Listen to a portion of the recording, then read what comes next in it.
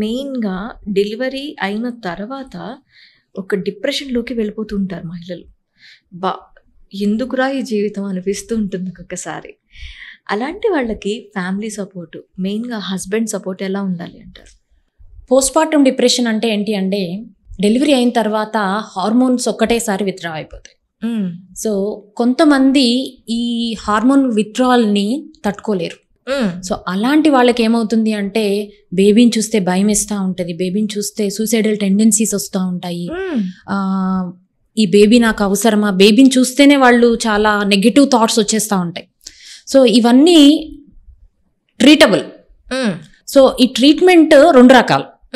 ఒకటి medical treatment, అంటే medicines, తనని సైకియాట్రిస్ట్ దగ్గర తీసుకొని వెళ్ళి సో మెడిసిన్స్ ఇప్పించి, సో తనకి ఏమీ కాలేదు, తనకి జరిగిందంతా ఫిజియోలాజికల్ థింగ్సే కానీ అది ఒక డిసీజ్ కాదు, షీఈ్ నార్మల్ అని ఫ్యామిలీ నుంచి, ఎస్పెషల్లీ హస్బెండ్ నుంచి సపోర్టు, ధైర్యము, నేనున్నాను, మనము అనే ఒక ఫీలింగ్ రావాలి వాళ్ళకి.